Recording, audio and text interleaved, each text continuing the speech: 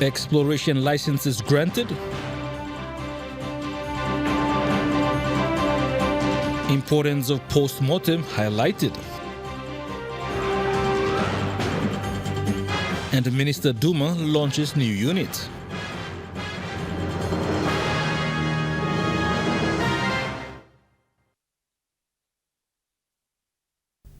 A very good evening. This is National EMTV News. I'm Malcolm Waira. Thank you for joining us. Minister for Mining, Wake Goi, has announced today that 22 local mining companies have been granted exploration licenses by the Mineral Resources Authority to conduct exploration.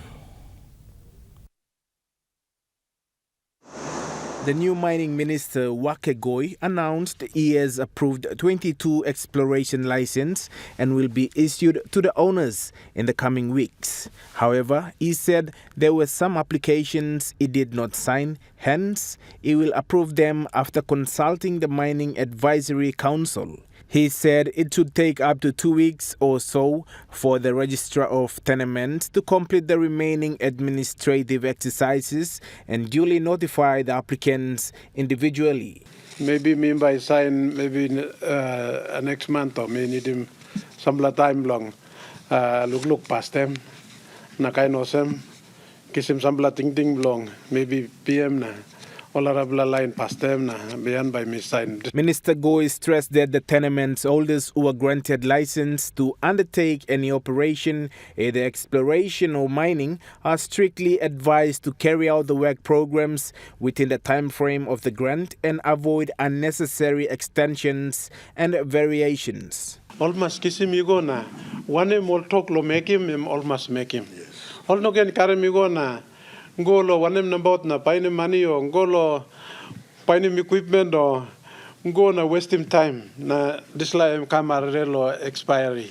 Suppose me got enough manpower na enough resource. It was highlighted that the legislation and system will be improved to filter off unnecessary extensions and variations to encourage positive investments and timely development works in the industry and sport. Managing Director for Mineral Resource Authority, Jerry Gary, acknowledged the applicants, stating that going forward, applicants will receive their license in a formal manner. Inform our development partners that those trended applications that have been sitting for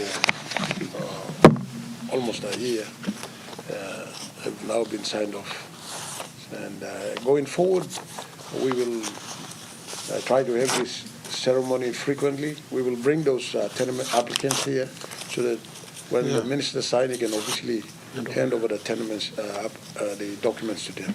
Louis Mango, National EMTV News. South Pacific Brewery has announced its participation in the 16 Days of Activism Against Gender-Based Violence campaign, a global initiative that runs from November 25th to December 10th. The campaign aims to raise awareness and prevent violence against women and girls. As part of its involvement, SB Brewery has raised a symbolic purple flag at its offices in Port Moresby, Lae, and Goroka. The flag, which features the company's logo in a purple field, represents the brewery's solidarity in the fight against gender-based violence. SB Brewery's managing director, Ed Wagemans, highlighted the company's long-standing commitment to addressing this critical issue. It noted that as a Papua New Guinean company with a 73-year history, SB Brewery is deeply concerned with the impact of violence on society. He said the company believes it is important to take a clear stand and lead by example, raising awarenesses and advocating for behavioral change. In October, SB Brewery signed a Memorandum of Understanding with the Department's National Gender-Based Violence Secretariat to collaborate on initiatives aimed at tackling gender-based violence across the country. Ken Jacob, National EMTV News. The formal review of Papua New Guinea's national strategy to prevent and respond to gender-based violence 2016 to 2025 was launched today at the State Function Room of the Parliament House.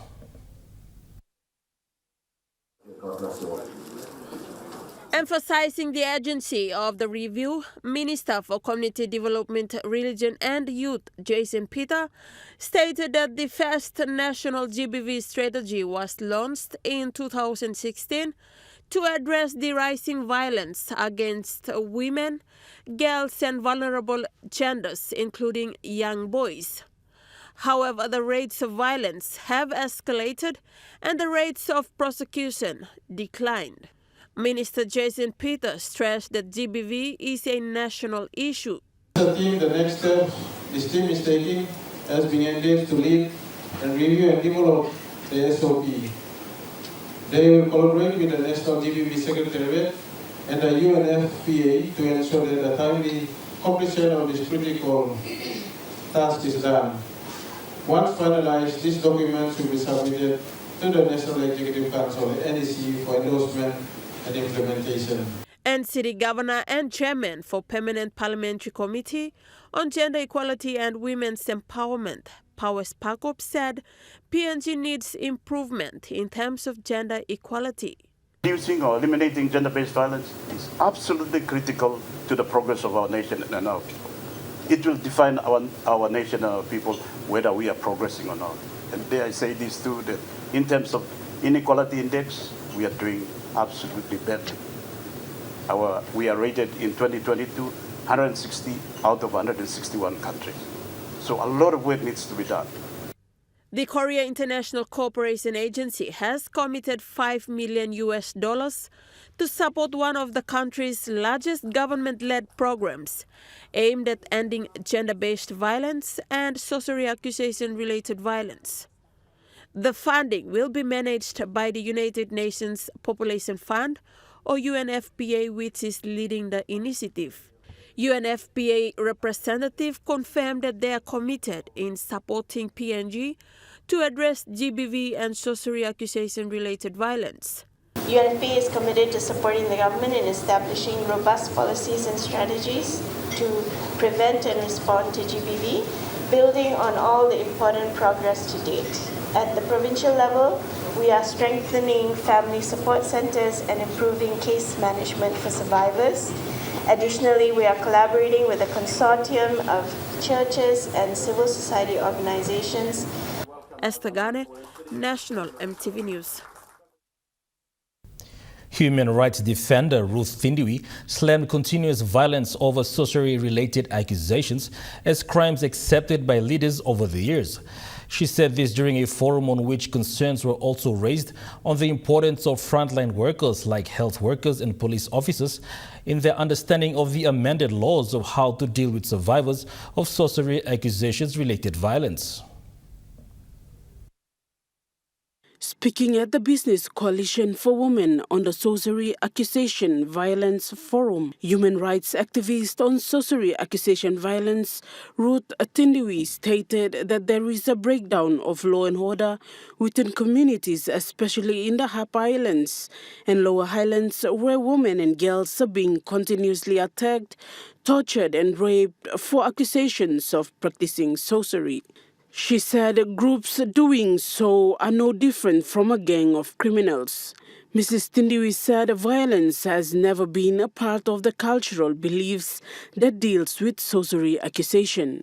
She added that part of it being a crime is when one gender uses a dominant stance in society to overpower another, targeting women in a way where it is sexualized in most cases.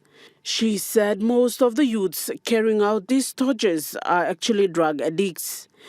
Mrs. Thindiwi alludes this to a breakdown of law and order compared to the past, saying the leaders are not doing enough to address such issues at community level.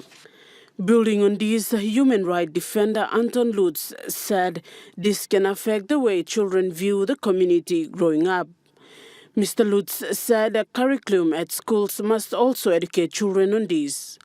It was also highlighted that health workers and police should be aware enough to assist survivors of sorcery accusation-related violence. Linji B. Soe from Voice for Change said the law is very challenging to implement cases of SORV because the perpetrators are not a single or two-person, but an entire crew, and our legal system does not have a structure or mechanisms to deal with SORV cases. She said addressing of SORV is everyone's business. She also urged that the Sorcery National Action Plan be implemented in communities soon. Samantha Solomon, National EMTV News. A senior pathologist and lawyer, Dr. Seth Fosike, emphasized on the importance of post-mortem examinations for victims of violence. He made this emphasis during a speech at the launch of the 16 Days of Activism program in Port Moresby. Dr. Fosike explained that autopsy reports are vital in determining the cause of death and ensuring justice for the victim's family. So when I receive the court order, I will do the post-mortem. Document all the injuries that the deceased sustained, both internally, externally, and write the cause of death. Okay, then we give the report back to the police and we give it to the public prosecutors. And then they prosecute the case. It takes time, go to the district court for committals, and then ultimately, if all the evidence are on our side, then we commit the suspect for committal court at the national level, national court. Then they call me to testify and give evidence in court so that we can get a life sentence or murder or willful murder. He also highlighted a common issue in post-mortem procedures, urging family members of the deceased to instruct mortuary staff not to inject the body to slow decomposition. Dr. Fosike explained that such actions could erase critical evidence affecting the accuracy of the autopsy report. So life in prison, life imprisonment, because of what? The family members made sure that the body undergo what? Post-mortem. We did a post-mortem, we collect all the relevant evidence. Now, regardless of whatever the status, you gelblo settlement or you gelblo poor mama or family, doesn't matter. A life is a life, yes? Yes. So we have, girl has lost her life in domestic violence related issues. We did a case, prosecuted it. We are able to send the accused or suspect for life imprisonment. Kanarpla case, plenty case me making, but all this love all parablo newspaper and Laufa case, yes, Ruby Laufa. Dr. Fosike shared examples from past incidents in Papua New Guinea where embalming had distorted the evidence, leading to false accusations of sorcery. You must talk to them all, sorry. My family la making post-mortem, so no can put the marasin law body, laran body fresh stuff. Okay, you leave the body there, then you go and report the case. He stressed that this often resulted in confusion and unnecessary conflict within communities. The event, held at the Manasupe House car park, was part of the ongoing efforts to combat all forms of violence in Papua New Guinea. It was supported by the United Nations Women and the Prime Minister's Office as part of the global 16 Days Activism campaign against gender-based violence.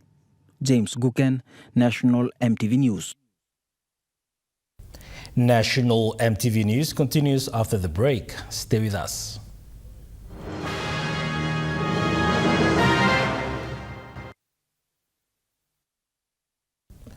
You're watching National EMTV News.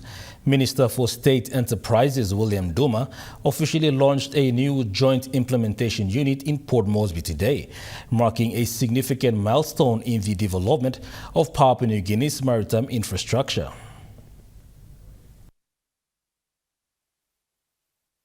The Joint Implementation Unit is a collaboration between the Australian Infrastructure Financing Facility for the Pacific and PNG Ports Corporation, aimed at improving port connectivity and supply chain efficiency across the country.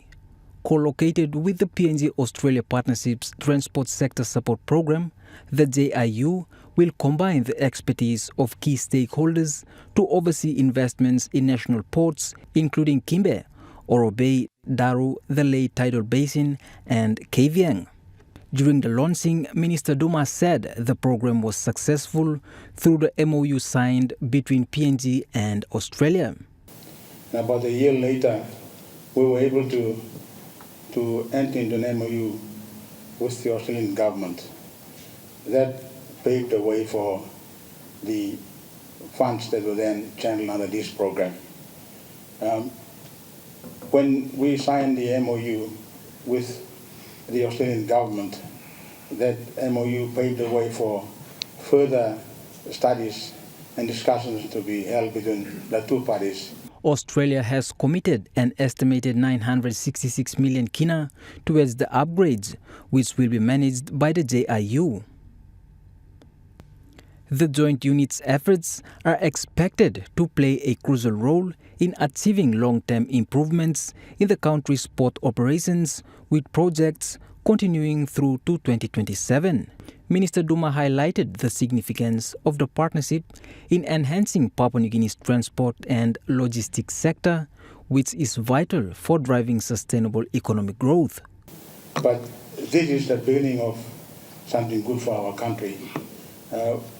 Usually when a person or a company lends or even helps out with whatever resources he or she has, that person will be equally concerned in where the funds are being used, where it has gone. And on this occasion, we've captured this in this arrangement that we're about to see being launched, and that will pave the way for other projects, infrastructure projects mainly, across this country.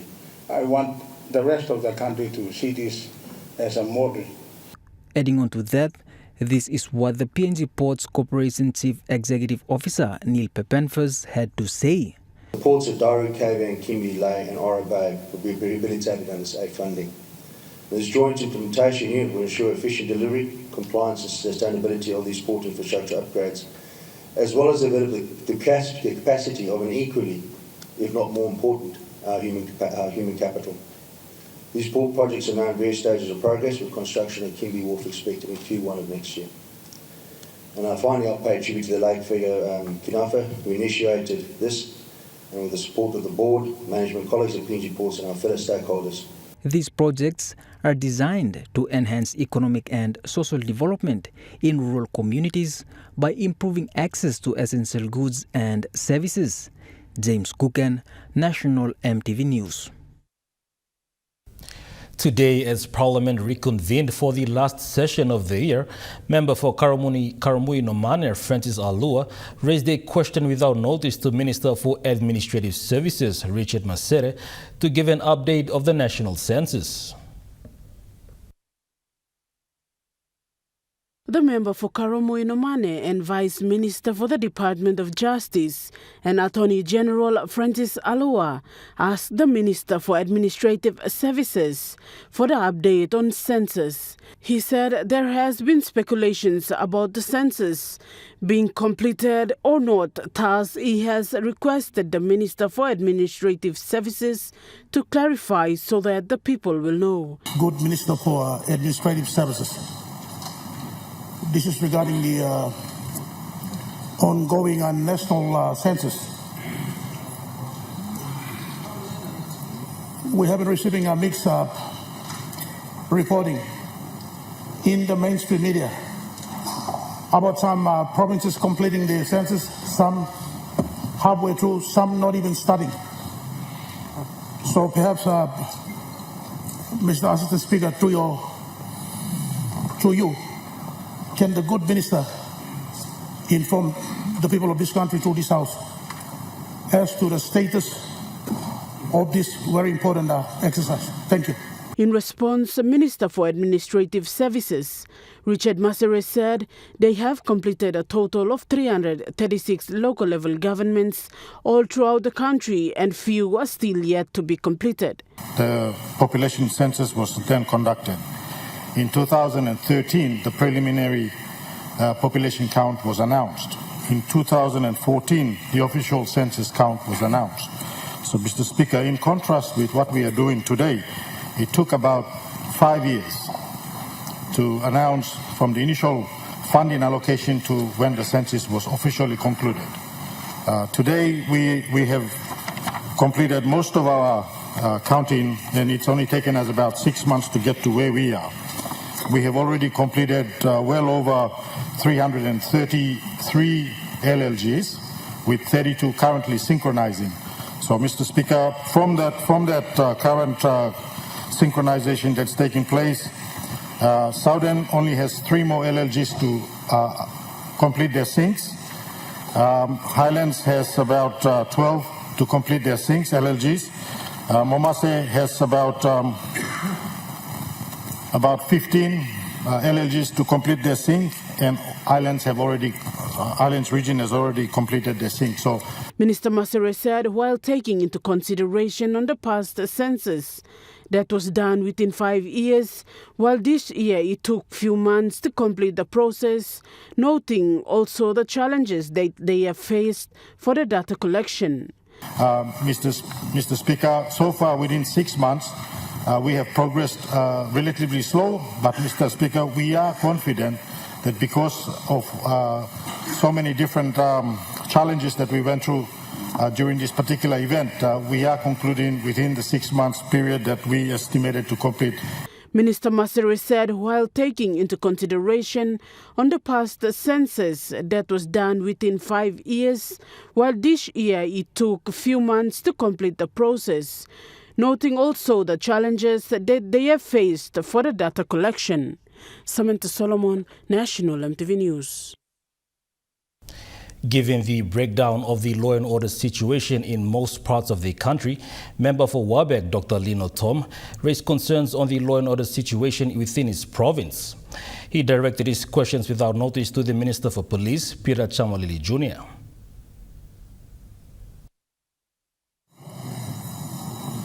The member for Warbeck and former Health Minister Dr. Lino Tom asked the Police Minister on the rising issues of law and order in the country. He said in the Anga province, neither warlord or lawbreakers nor the people who found weapons have been arrested. He questioned the Police Minister as to why this is, despite being in power to make arrests to perpetrators. Mr. Speaker, my simple questions are, why has there been no arrest in Anga and elsewhere, even after there is overwhelming evidence in social media of obvious culprits wearing guns after committing a crime, and those crime lords who are encouraging them and supporting them and funding them? He also asked what are the strategies that the police department has in place to look into law and order issues in the country. Are you using scientific evidence, my minister? We're getting word from the establishment that law and order will get a huge chunk of funding in next year's budget.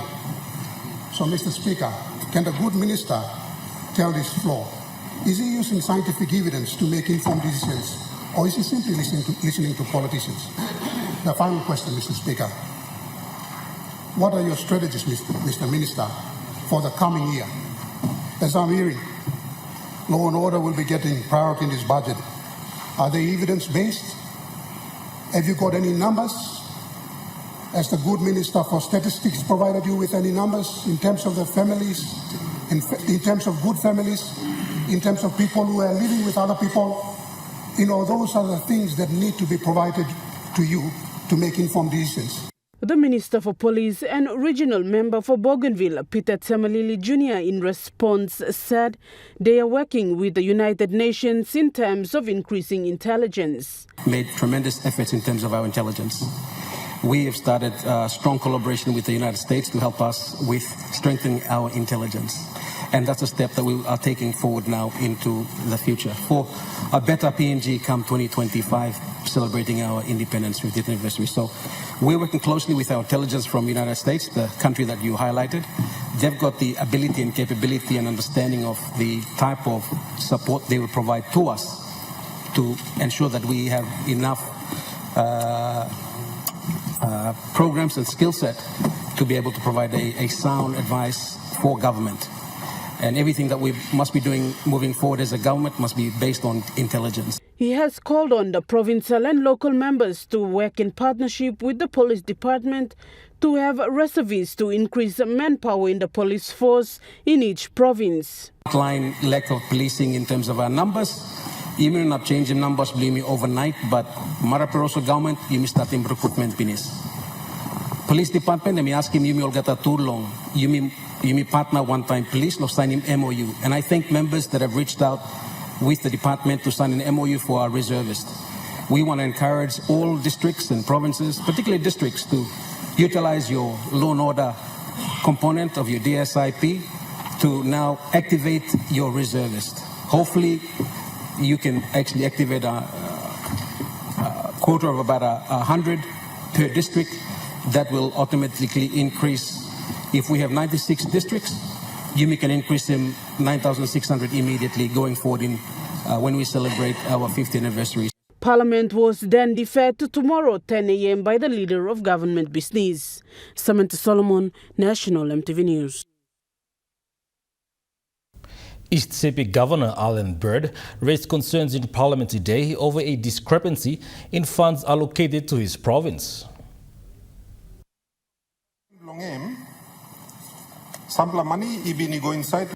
Bird questioned Finance Minister Mickey Kayok's office on the allocation of 10 million kina for East Sepik PSIV funds. Ananitlong 206-04860, igat public infrastructure development program where 220 million. Mipla or member of parliament ibin toko right long last year for this year's budget, where all the provinces supposed to kisim one pla 10 million each. Na mi like talk sawe also time me check long my for me looking also planting blow display payment you go out finish. Na people belong ECP like sawe also number one question. 10 million belong people belong ECP stop yet or you play give him lo sample and arbla line. Bird also highlighted that the 480 million Kina DSIP funds intended for East Sepik districts under the Kina to Kina program had not been fully disbursed. District infrastructure Kina for Kina program. 456 million. Total of over 1.1 billion kina where misina loan all bucket where stop underneath long. Look out long minister. There's la kina for kina 456 million. Enough minister talks away who side through kisim inside lo this la parliament. So me all get I can sawe na people blow ECV too you can sawe. Also only got scale blow inside lo hapo no got because no good nubla budget he come back na by put him saying something. In response, the finance minister confirmed that, according to his records, 7 million kina had been paid. However, Bird countered, stating that there was no evidence the 7 million kina had been received. Normally, pays to those who are appropriated inside the budget. As such, East Sepik provincial government is entitled to receive 10 million. And your government was given 7 million already from my records. The finance minister assured that a comprehensive response would be provided tomorrow in the next parliament sitting. Finance only manages the expenditure part of it. So I have no answer to answer that very beautiful question from the governor. And I will get a comprehensive answer for him tomorrow. Thank you. James Guken, National EMTV News. Now we take a look at the NASFAR market report. The kina closed lower at $0.2519 in the interbank market. At Bank South Pacific, your kina was buying $0.2444, 0.3732 Australian dollars, 0.2255 euro, 37.38 Japanese yen. Looking at the commodity prices at New York close, gold is trading lower, coffee closed higher, cocoa closed lower, copper closed higher, palm oil closed lower, crude oil is trading lower, copper closed unchanged. And on the stock market, the Dow Jones closed higher, the ASX 200 is trading lower, the All Ordinaries is trading lower.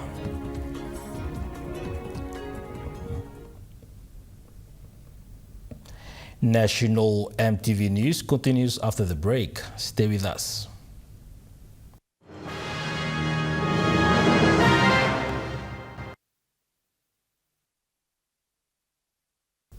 You're watching National EMTV News. The GGM Bridge linking Gabugabuna Ward and Maiwara Ward in Alautau District, Milimbi Province, was officially opened over the weekend. The new bridge cost 436,000 kina plus, with road patrol grading totaling to 471,000 kina. This road will enable access to goods and services for the locals. Governor for Milne Bay Province, Gordon Wesley, who also supported the project, joined Alota Open MP Ricky Morris and other dignitaries to witness the cutting of the ribbon. This program also coincided with the opening of the Maiwara Primary School Staff House, Maiwara 15,000 Capacity Cocoa Nursery and Fermentary, and the Youth Surrender Program.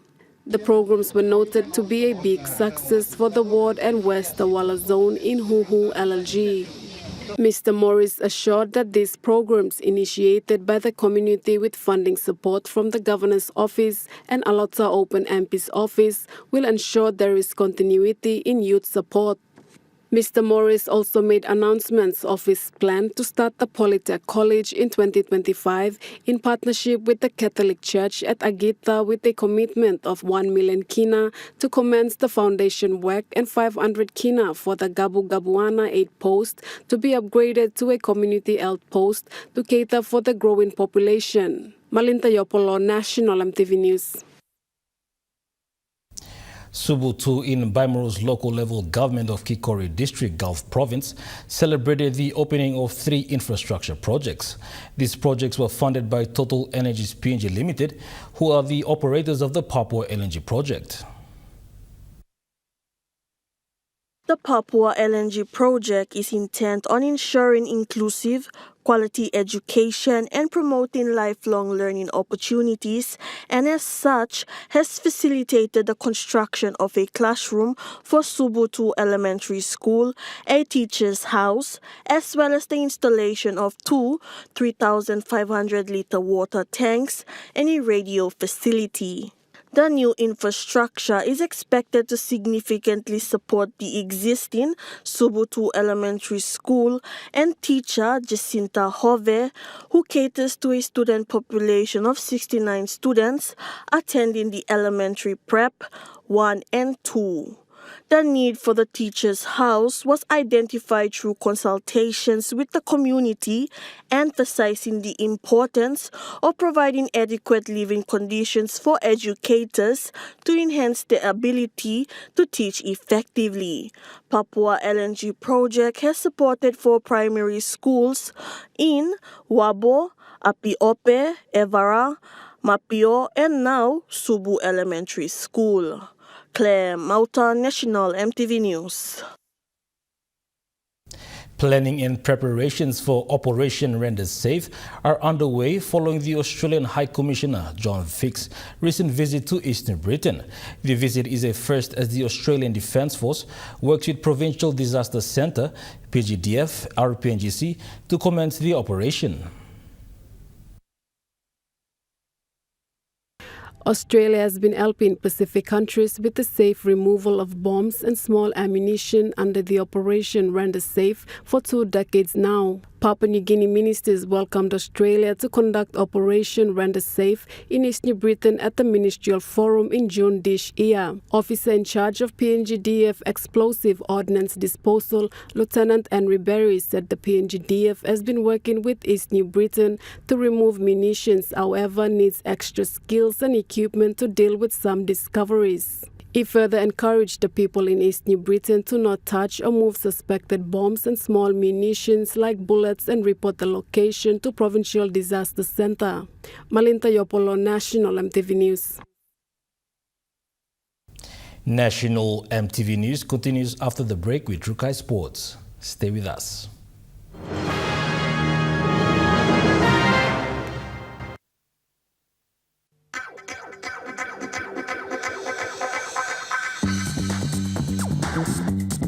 Rukai Sports.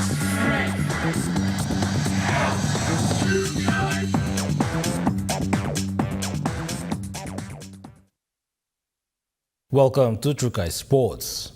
The inaugural Regional Youth Games have commenced in Goroka, Eastern Highlands Province, with teams coming as far as Nipa Kutubu in the Southern Highlands Province to compete. The event started yesterday with an opening ceremony. The competition starts today onward with the inclusion of a cultural exchange program and church program during the week. Participating districts are Lufa, Goroka, Okapa, Kagwa Erave, Mendi Munihu, Henganofi, Nipa Kutubu, Yalibu Pangia, Anglim South Wagi, Imbongu, North Wagi, Obura Wanenara, and Kainentu. The Regional Youth Games Chairman, Joe Itaki, commended the teams who have made themselves available for the event, lauded the inclusion of High Performance Sports PNG, who will be conducting talent identification for top performing talents participating in the week-long program. Claire Mauta, Chukai Sports. CIMAC, Ultramarine Tsunami are the 2024 Guard Dog Security Services Lay City Corporate 8-Ball Pool Challenge Competition minor premiers after last weekend's end of the regular rounds. Following the final round of games of the Guard Dog Security Services Lay City Corporate 8-Ball Pool Challenge, making the top 8 cut for the finals playoffs sees Tsunamis amassing 84 points on the progressive points ladder to claim top post, followed by JJ Investments Limited with 73 points as the two competition leaders. The Aviat Club has been the home of snooker in Lay City and is set to host the final playoffs this week, leading up to the semi and grand final on Saturday. Club President Karo Gamoga said they are always proud to promote and support the growth of pool snooker in Lay, and Corporate Challenge is another major competition in their calendar. Pakatambua, Trukai Sports. Trukai Sports continues after the break. Stay with us.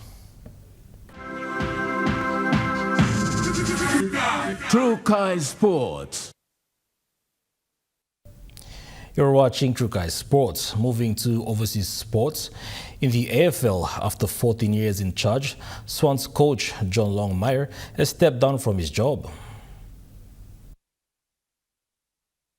There will be a press conference in the next hour or so we'll get a few more details about his reasons for the decision then. But what we do know is that he hasn't quit the club altogether. He will be staying on as an executive director of club performance, and his replacement has also been announced. Dean Cox, the former West Coast Eagles ruckman, will take over. Longmire has had a lot of success at the Swans though. He's taken them to 5 grand finals but only won the premiership just once in 2012, a year after he took over the role, of course. And this season's grand final loss to Brisbane was the most recent. It was a tough one for the Swans, a 60-point thrashing after a great season, the side really underperforming in the final game of the year. But a new chapter will now begin at the club, so we'll see where Cox takes them in the coming season. And in the AFLW, Ebony Marinoff has been out this morning after winning the award last night. She said this morning she only got an hour's sleep after the AFLW Awards night in Melbourne. And winning that best and fairest, she follows in the footsteps of Erin Phillips as the second Adelaide player to win that award. And she came out on top of North Melbourne's Ash Riddell and Essendon's Maddie Pressparkis. She polled 23 out of a possible 33 votes. And she's been a standout player of the competition since its inception. She was drafted in the very first season and won the Rising Star Award back in 2017. And she's spoken this morning about how she's managed to achieve so much success in the competition in her career so far. In cricket, India has taken a 1-0 lead in the Test series against Australia following a comprehensive 295-run victory in Perth. Slow one, knocks him over. Brilliant from Rana and brilliant from India. chasing 534 for victory. The hosts were all out for 238 on day 4. Travis Head top scored with 89. It was an emphatic victory for India, who continued to have the edge over the Aussies, having won the last 4 Test series against Australia. Captain Jasprit Bumrah took 8 wickets across the 2 innings in a player of the match performance. Very proud of the team. We were put under pressure in the first innings when we were bowled out for 150. But then, the team showed character and didn't lose belief. So that is something that will be really special for us. And going forward as well, we can take a lot of confidence from that. Australian captain Pat Cummins doesn't expect major changes to the side following the comprehensive loss. The top order failed to fire, with the first 4 batsmen only scoring 44 runs across both innings. The bowling attack also failed to make a mark, taking only 6 wickets in the second innings. India declared for 487 runs. Cummins says the loss was tough to take. The most important thing is, how do you bounce back? What's your next move? So that's what we've got to do this week. Clearly well off the mark. There's a lot to work on. 4 or 5 days ago we thought this was our best 11, so I dare say nothing. There won't be many changes going into Adelaide, but I'm not a selector. I'm sure they'll get together after the game. That ends Trukai Sports. The Money Plus weather report is next. Stay with us. Trukai Sports.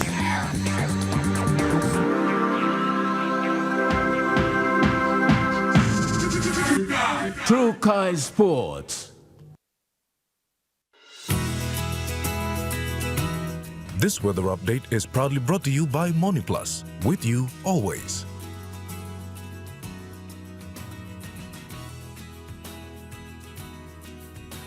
The weather report for the next 24 hours.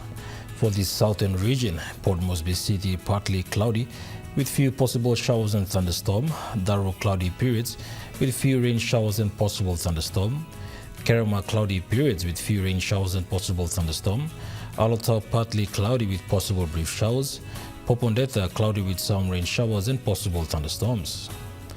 To the Momasa region, Lay City cloudy periods with few showers. Madang mostly cloudy with few rain showers. Wiwe cloudy periods with some rain showers and possible thunderstorm. Vanimo cloudy periods with some rain showers and possible thunderstorm. To the New Guinea Islands region, Lorengau cloudy periods with some rain showers and possible thunderstorm. Kaveng partly cloudy with few showers. Kokopon Rabaul partly cloudy with few rain showers and possible thunderstorm. Kimbe mostly cloudy with some rain and possible thunderstorm. Boka partly cloudy with few showers. To the Highlands region, Mount Hagen City partly cloudy with few showers and possible thunderstorm. Goroka, Banzin, Kondiawa cloudy periods with few rain showers and possible thunderstorms. Mendi, Tari and Wabeg cloudy periods with some rain showers and possible thunderstorms.